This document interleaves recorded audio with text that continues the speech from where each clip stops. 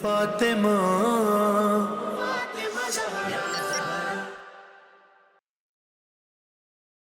جو یہ کہا جاتا ہے کہ یہ جو آگ لگائی گئی، یہ دروازہ جلایا گیا حضرت زہرا سلام اللہ علیہ کا، کیونکہ یہ مسلم اور بخاری میں موجود نہیں ہے،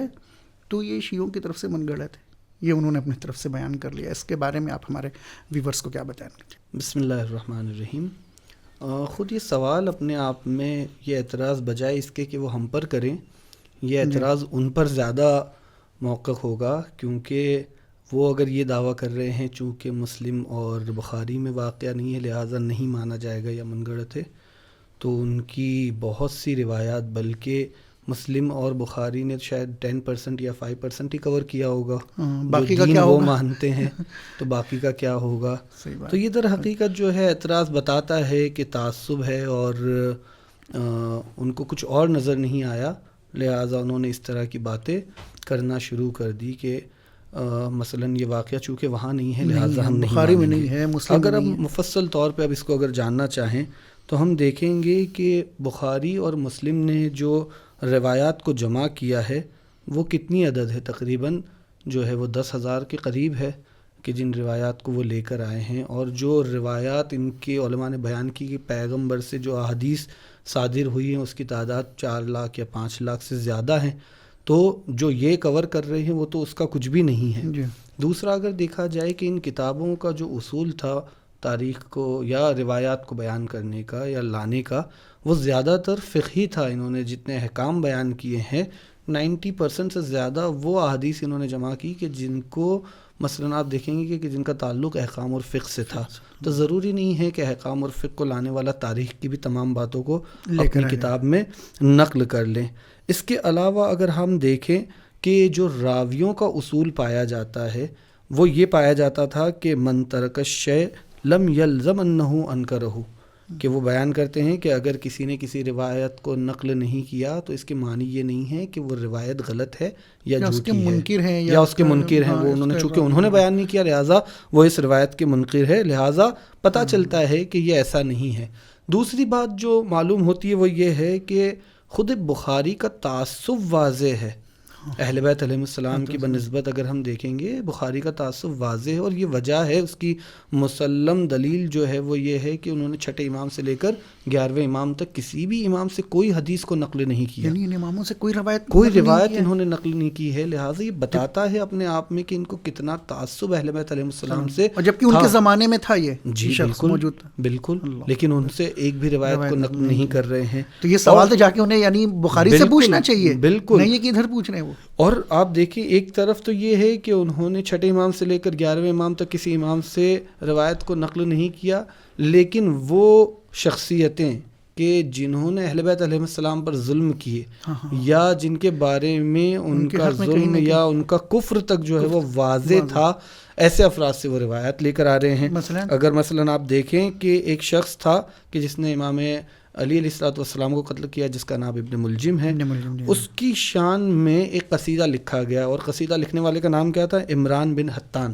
اس نے ایک قصیدہ نقل کیا کس کے لیے؟ ابن ملجم کے لیے، کہ جو خود انہی کے خلیفہ چاروں، بقول ان کے ہمارے چوتھے خلیفہ ہیں امام علی، وہ ان کا قاتل ہے اور ان کی شان میں جو ہے وہ قصیدہ لکھ رہا ہے، اور ایسے شخص سے جو ہے وہ روایات کو نقل کر رہے ہیں. اور آپ دیکھیں کہ جو ابن ملجم کی شان میں قصیدہ لکھ رہا ہو اور کس انداز میں لکھ رہا ہو، یہاں سے اس کا بغض بھی جو ہے وہ پتہ چلتا ہے. میں آپ کو ٹرانسلیشن بیان کرتا ہوں. وہ کہتا ہے کہ کیا ہی پاکیزہ ضربت تھی ایک پرہیزگار شخص کی کہ جس نے وہ صرف خدا کی رضا حاصل کرنے کے لیے ماری ہے. میں جب بھی اس ضربت کا ذکر کرتا ہوں مجھے یقین ہوتا ہے کہ تمام مخلوقات میں کوئی عمل اس کے برابر نہیں ہے. تو در حقیقت اس شعر کو اگر آپ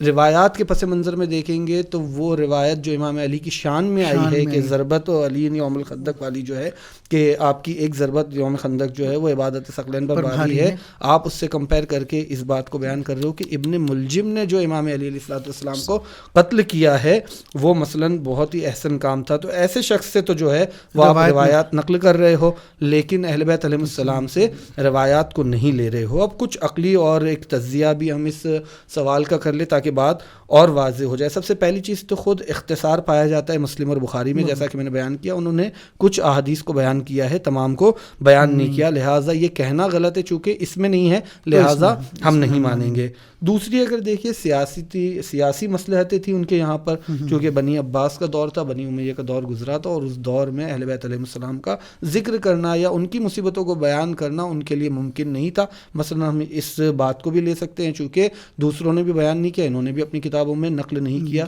کہ جو ظلم اہل بیت علیہ السلام پہ ہو رہے تھے. تیسری چیز جو ملتی ہے کہ تاریخ میں اگر آپ دیکھیں کہ اور بہت سی کتابیں ہیں کہ جنہوں نے ان واقعات کو نقل کیا ہے,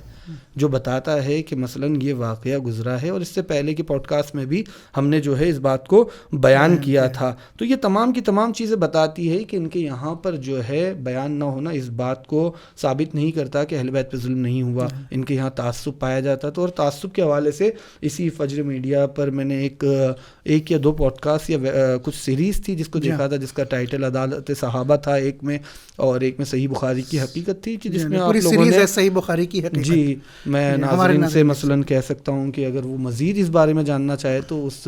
سیریز کو دیکھے, بہت سی معلومات ان کو ایسی باتیں پتہ چلے گی جو ان کو نہیں پتہ ہے. تو یہ بتاتا ہے کہ اس کتاب میں نہ آنا اس بات کی دلیل نہیں. اور ایک آخری بات کہ جس کو میں اس میں تتمے کی صورت میں بیان کرنا چاہتا ہوں, وہ یہ ہے کہ اگر ان کا اصرار اسی بات پہ ہے چونکہ صحیح بخاری اور صحیح مسلم کے اندر یہ روایت بیان نہیں کی گئی ہے لہٰذا یہ صحیح نہیں ہے, تو خود انہی کے دور کے بہت سے واقعات ایسے ہیں کہ جو نقل نہیں کیے گئے ہیں, اور پھر اس کے حوالے سے وہ کیا کہیں گے. مثلاً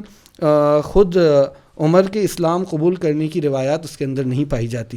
اس کا مطلب یہ مسلمان ہی نہیں ہوئے. بالفرض اگر وہی بات لے کر آنی ہے تو یہاں پر اس کو کیا جواب دیں گے, چونکہ یہ نہیں آیا لہٰذا وہ مسلمان ہی نہیں ہوئے تھے. یا پھر آپ دیکھیں کہ حضرت زید ابن ثابت کا جمع قرآن کا جو سلسلہ ہے اس کو بھی انہوں نے بیان نہیں کیا بخاری نے, تو کیا اس کو بھی وہ رد کر دیں گے. اس کے علاوہ بہت سی ایسی باتیں ہیں کہ جو انہوں نے بیان نہیں کی ہے,